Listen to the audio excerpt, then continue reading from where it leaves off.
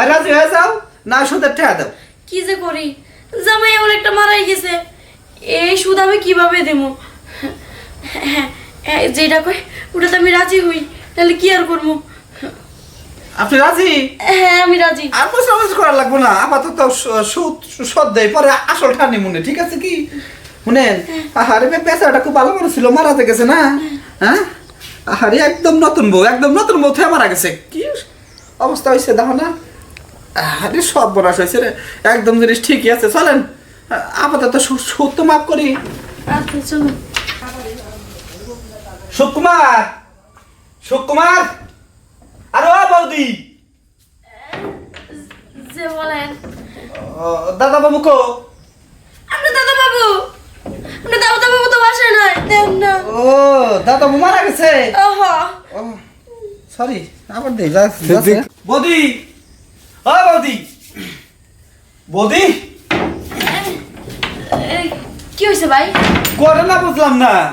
তাহলে এই যে দাদা বাবু যে মারা গেছে, তাহলে কি আমার ওই সুদের টাকাটা দিবেন না? ভাই আর কটা দিন ধৈর্য ধরেন। আরে কি বাই বাই করতেছেন? দেখেন বৌদি, অত কোনো কথা বুঝি না। দাদা মারা গেছে কি সে, ওই আমার টাকা কটা দেন, আনালে গায়ে গায়ে সত্যি দেন। গায়ে গায়ে? হ্যাঁ। না ভাই, এটা আমি পারবো না। শুনেন বৌদি, সুদে আসলে টাকা হয়েছে 5 লাখ, বুঝেন নাই? তা তো বুঝতে পারছি ভাই, আর কয়টা দিন ধৈর্য ধরেন, আমি যেভাবে হোক আপনার টাকাটা ম্যানেজ করে দিয়ে দিয়ে। শুনেন, আপনি টাকা দিবার পারবেন না, আপনার জামাই পারে নাই, এত আপনি তার সাথে একটা বুদ্ধি দিয়ে আপনার। শুনেন, যে বলেন। শুনেন, এই যে আপনার জৈবন দাদা তো মারাই গেছে, কদিন পরে শুয়ে যাবো, ঠিক আছে কি? উইতে খাবা, গুনে খাবো, তারপরে পরে কোন যে বুইরা মারা যাবেন গা। গায়ে গায়ে সুদ দেন। এগুলো কি বলেন ভাই? বুঝছি, সোজা আঙুলে কাম হবে না, তাইলে 5 লাখ টাকা যে হয়েছে না সুদে, আসলে আমার সুদের টাকা দাও, সুদের টাকা দাও আগে। আর কয়টা দিন অপেক্ষা? কাজ সময়ের গোষ্ঠী মারি, আমার টাকা দিবার নগদ, তারপরে যাবো গা, টাকা দাও। ভাই আর কয়টা দিন সময় ধরেন, তারপরে দিয়ে দিব। আরে পারবা না, কইলাম না তোমার জামাই বাড়ি নাই, তুমি তো মহিলা মানুষ, কোত্থেকে দিবা? যেভাবে হোক দিয়াম পরে। অত সস্তা না, পরের গুল্লি মারি আমার আজকে দিবা, অক্ষণ দিবা, নিয়ে হের পরে যাবো গা, টাকা দিবা না, মনে করে যে জায়গা তুমি দলিল আছে না, দলিল দাও। এগুলা কি বলে? জায়গা তুমি দলিল তো আমার কাছে না। আসলে বলতে তোমাকে খুব ভালো মনে করছিলাম, বুঝছো কি? সুদে আসলে টাকা 5 লাখ আছে না, ভাবছিলাম আরো কদিন পরে নেবো, কিন্তু এখন দেখতেছি কি যে টাকাটা আমার আগে নেওয়ার লাগবো। না ভাই, যেভাবে হোক আর কদিন পরে নিলাম, ঠিক আছে? তাইলে একটা কাম করো, যা কইলাম অমনে করে সুদ দাও। আমারে ছাইরা দেন।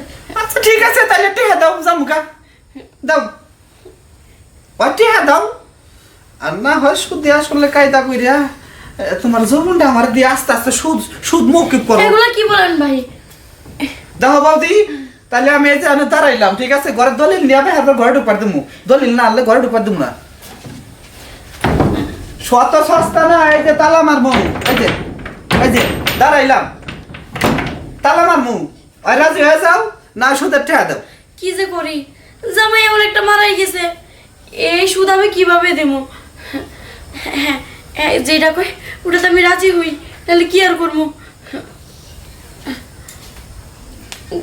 আপনি রাজি? হ্যাঁ আমি রাজি। আর পয়সা করা লাগবে না, আপাতত সুদ শোধ দেয়, পরে আসল ঠানি মনে, ঠিক আছে কি? শুনেন, আহারে পেশাটা খুব ভালো মানুষ ছিল, মারাতে গেছে না? হ্যাঁ, আহারে একদম নতুন বউ থেকে মারা গেছে। কি অবস্থা হয়েছে দেখো না? আরে সব বনাশ হয়েছে রে, একদম জিনিস ঠিকই আছে। চলেন আপাতত সুদ তো মাফ করি। আচ্ছা চলো। আমার আবার আপনার বাড়িতে সুদের টানিয়া না, আরেক বাড়িতে যাওয়ার লাগবো, হেমে তুই এবার করে সুদান লাগবো, এভাবে এবার করে সুদান লাগবো, দিবার পারে না, করে যাবো কি?